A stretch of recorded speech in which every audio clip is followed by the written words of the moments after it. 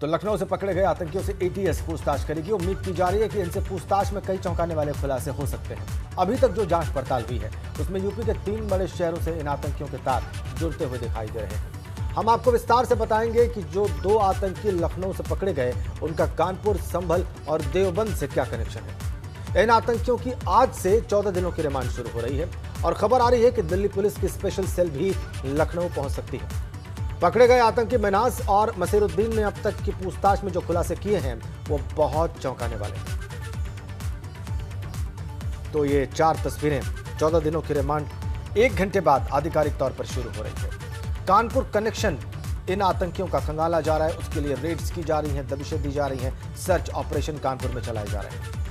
इनका और भी कनेक्शन निकलकर सामने आ रहा है, और भी शहरों से, जैसे कि देवबंद से इनका कनेक्शन निकलकर सामने आ रहा है। ये भी बहुत महत्वपूर्ण, देवबंद में इनके तार किनसे जुड़े हुए थे, जांच एजेंसियों के लिए यह जानना भी बहुत जरूरी है।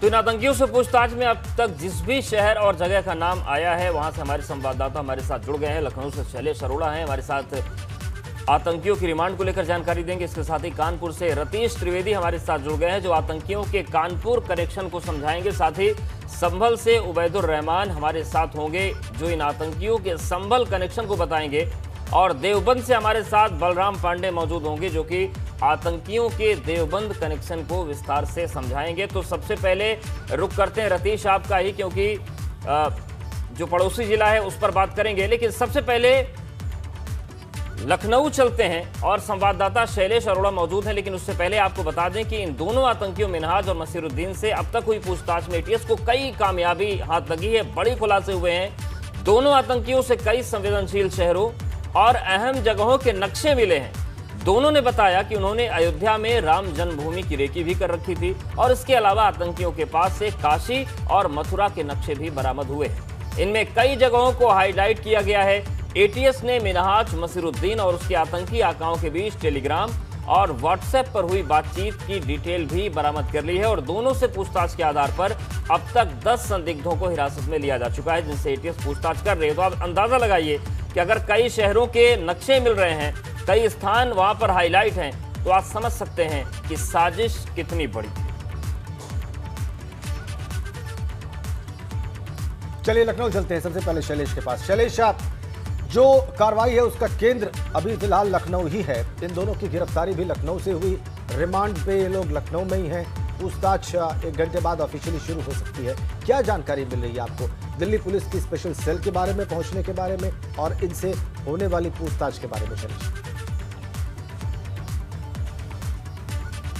राजेंद्र, देखिए दिल्ली पुलिस की स्पेशल सेल के आज आने की पूरी उम्मीद जताई जा रही है, और इसके साथ ही जहाँ तक बात करें रिमांड, तो देखिए 10 बजे से रिमांड का वक्त शुरू हो जाएगा जो कोर्ट ने अनुमति दी थी। 14 दिन का वक्त है, और इन 14 दिनों में इन दोनों आतंकियों से पूछताछ की जाएगी। उनके कहाँ लिंक्स हैं वो तलाशे जाएंगे, जो विदेशी हैंडलर से इनका संपर्क है। ये अभी तक की अगर हम बात करें तो देखिए जो इनके व्हाट्सएप चैट है, जो टेलीग्राम पर इनकी बातचीत हुई है, वो सारी चीज़ें, वो सब सबूत जो है वो इंटेलिजेंस के पास, वो एटीएस के पास आ चुके हैं, और उनके आधार पर आगे तफ्तीश भी की जा रही है। साथ ही अब इन दोनों से पूछताछ में ये जाना जाएगा कि इनके और कौन कौन साथी हैं, वो कहां पर प्रदेश में छुपे हुए हैं, उन तक पहुंचने की कोशिश की जाएगी। छापेमारी शुरू हो चुकी है। देखिए कानपुर में जिस तरह से कार्रवाई हुई हमने देखा, और अब कई और जिलों में भी छापेमारी लगातार एटीएस की जारी है, और एटीएस उन लोगों तक पहुंचने की कोशिश कर रहे हैं जो इनको मदद मुहैया कराते थे, चाहे आर्थिक मदद हो, चाहे किसी और प्रकार से इनको मदद देते हो, क्योंकि ये लोग सिर्फ लखनऊ तक सीमित नहीं थे। ये भी सामने आ रहा है कि जिस समय राष्ट्रपति रामनाथ कोविंद का कानपुर दौरा हुआ उस समय कानपुर में थे, यानी वहां पर सुरक्षा व्यवस्था को देख रहे थे। इसके अलावा प्रदेश में कई और जगह वीवीआईपी मूवमेंट्स होते हैं, तो ये भी अंदाजा लगाया जा रहा है कि उस दौरान क्या ये वहां पर थे या नहीं थे। तो हर जगह से इन चीज़ों को देखा जा रहा है, इनकी जो लोकेशन थे वो कब कहाँ पर रहे, इन चीज़ों को देखना बहुत ज़रूरी होगा, क्योंकि इससे ये पता चलेगा कि इनकी प्लानिंग, जहाँ पर देखिए ज़्यादा समय रुके, अगर उस दौरान कोई वीवीआईपी मूवमेंट था तो वहाँ से ये पता चलेगा इनकी योजना क्या थी। धार्मिक स्थलों की जहाँ तक बात की जाए तो जो नक्शे जहाँ के मिले हैं वहाँ पर सुरक्षा व्यवस्था को कड़ा कर दिया गया है। इनको लेकर एटीएस की टीम उन स्पॉट्स पर भी जा सकती है जहाँ ये गए थे रेकी करने, और उन लोगों तक पहुँचने की कोशिश होगी जो इनको मदद देते थे, जो इनके कह सकते हैं पूरी तरह से, चाहे हथियार की जरूरत हो, इनकी आर्थिक जरूरतें, वो सब पूरी करने का काम करते थे। उन लोगों के गिरेबान तक पहुंचना सबसे बड़ा लक्ष्य है, क्योंकि देखिए 2 ही लोग अभी पकड़े गए हैं, एक फरार है। ना जाने और कितने इनके संपर्क में हो, इस बात से इनकार नहीं किया जा सकता। इसलिए सबसे पहले इस पूरे रैकेट से जुड़े जो लोग हैं यहाँ पर, उन तक पहुंचने की कोशिश की जा रही है, ताकि अगर इनका कोई प्लान बी भी हो मान लीजिए, तो वो उसे अंजाम ना दे पाए। बात बताई तो शैलेश, इसके ऊपर जो लोग इनसे जुड़े हुए हैं, इनके नेटवर्क से जुड़े जो लोग हैं, उन तक पहुंचने का प्रयास है एटीएस का। और आपने एक और अहम बात बताई कि जिन जगहों की इन्होंने रेकी की हुई थी, एटीएस इनको वहां भी लेके जा सकती है और इनसे जानकारी हासिल कर सकती है कि वहां पर इनका प्लान क्या था, या उन शहरों में, उन जगहों पर इनसे जुड़े लोग कौन से हो सकते हैं। शैलेश, फिलहाल इन जानकारियों के लिए आपका धन्यवाद, लेकिन आगे भी हम आपसे अपडेट लेंगे। जब जब यूपी में आतंक की आहट सुनाई देती है, तो कानपुर का नाम भी इसमें जुड़ जाता है। इस बार आतंक का कानपुर कनेक्शन क्या है, ये हमारे संवाददाता रतीश त्रिवेदी विस्तार से समझाएंगे। हम उनके पास चले उससे पहले आपको बता दें कि कानपुर से अब तक 6 लोगों को हिरासत में लेकर उनसे पूछताछ की जा चुकी है। इसके अलावा आतंकियों से पूछताछ में यह भी खुलासा हुआ है कि कानपुर से ही उन्हें हथियार ले जाना था। एटीएस अभी भी इस मामले में कुछ संदिग्धों की तलाश कर रही है और पुलिस ने जिन लोगों को हिरासत में लिया है, उसमें एक बड़ा बिल्डर भी है। उस पर टेरर फंडिंग के आरोप लगे हैं। जो आतंकी लखनऊ से पकड़े गए हैं, वो कानपुर भी आ चुके थे। जांच एजेंसियों को कानपुर से विस्फोटक और असलहे बरामद हो सकते हैं। तो कानपुर से अब तक 6 संदिग्ध हिरासत में लिए गए हैं। साजिश बेनकाब हो रही हो तो लखनऊ से भले गिरफ्तारी हुई, लेकिन कानपुर का कनेक्शन बहुत बड़ा है और बहुत संवेदनशील है।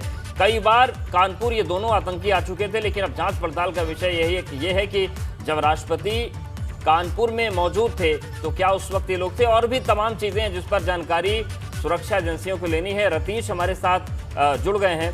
रतीश, जिस तरीके से इस पूरे मामले का कानपुर कनेक्शन आ रहा है, भी कौन कौन से एंगल खुलकर सामने आ रहे हैं और क्या वहां पर भी छापेमारियों का दौर चल रहा है?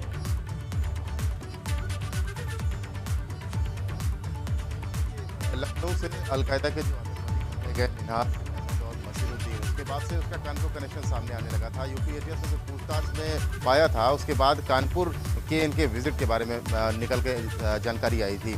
इन लोगों ने कानपुर का काफ़ी रुख किया और कानपुर में कई दौर की मीटिंग करी है।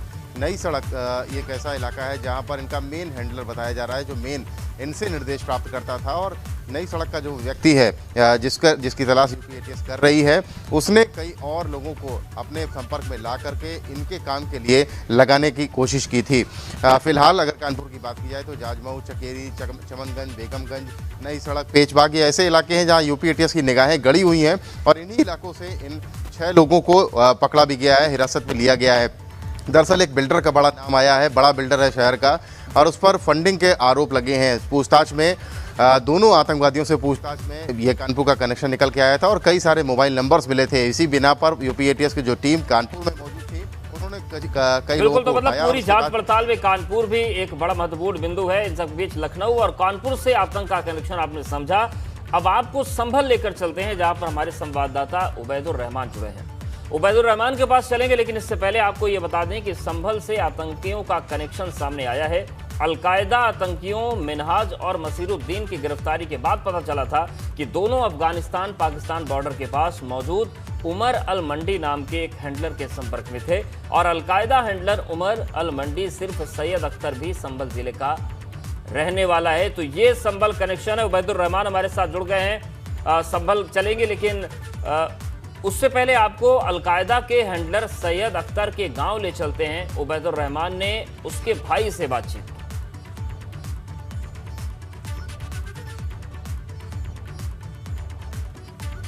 तो बातचीत आपको सुनवाएंगे, लेकिन उबैदुर रहमान के पास चलते हैं। उबैदुर रहमान, जिस तरीके से ये पूरा संभल कनेक्शन आ रहा है, ये क्या है कनेक्शन और इस पूरे मामले में क्या भूमिका नजर आ रही है? क्योंकि ये भी जानकारी मिली थी कि संभल में भी सुरक्षा एजेंसियों ने डेरा डाल दिया है, वहां पर भी जांच पड़ताल का सिलसिला बहुत तेजी से चल रहा है।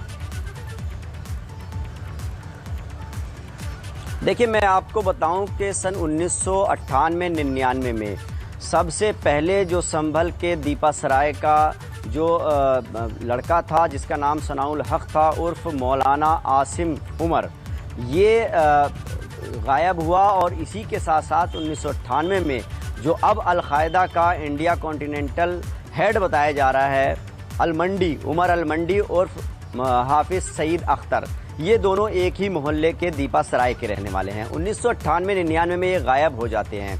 उसके बाद 15-16 साल बाद 2014 में जब अल-कायदा का हेड अल जवाहिरी ये ऐलान करता है कि पिछले 2 साल से भारत और उसके आसपास के देशों में अल-कायदा का जो ऑपरेशन देख रहा है वो मौलाना सनाउल हक उर्फ आसिम उमर है और वो ऑपरेशंस को अंजाम दे रहा है। इसके बाद भारतीय खुफिया एजेंसीज सतर्क हो जाती हैं 2014 में जब ये ऐलान आता है अल-कायदा के हेड अल जवाहिरी का।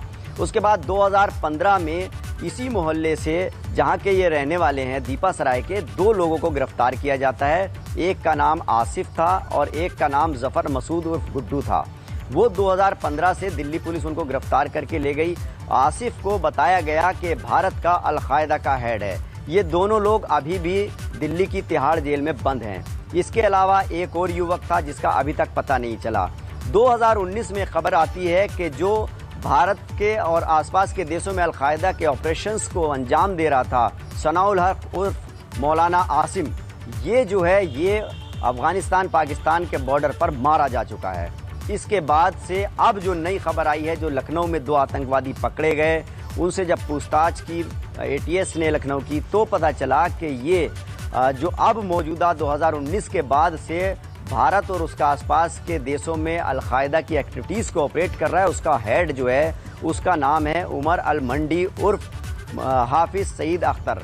हमने संभल के दीपा सराय में पूरी छानबीन की, लोगों से बातचीत की, तो संभल के लोगों को 2 तकलीफ़ है। एक तो बार बार संभल का नाम आतंकवाद से अल-कायदा से जुड़ के आता है तो बदनामगी होती है। दूसरा शर्मिंदगी भी है लोगों को कि सिर्फ 4-5 लड़कों की वजह से। जो हमने उमर अल मंडी के भाई से बात की, उसने जो बताया कि पिछले 20-22 साल से जब से ये गायब हैं तब से परिवार के साथ बहुत सारी एजेंसीज़ ने बातचीत की। वाक़या ये हुआ था कि ये शुरुआत में हाफिज़ था, हाफिज़ की पढ़ाई की इसने संभल में, हाफिज़ बना और उसके बाद ये दारुल उलूम चला गया था मौलवियत की पढ़ाई के लिए।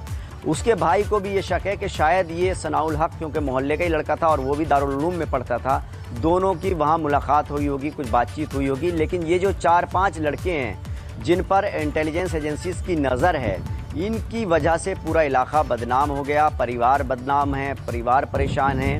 और अब जो खुलासा हुआ है आतंकवादी, ये शर्मिंदगी या ये चिंता उनको होगी कि पूरे शहर के बारे में इस प्रकार की छवि बन रही है, और ये चिंता होनी भी चाहिए अगर इस तरह की बातें निकल कर सामने आ रही हैं। और समाज भी इसमें बड़ी महत्वपूर्ण भूमिका निभाता है इन चीज़ों को रोकने में, इन चीज़ों को खत्म करने में। जी उबैदुल।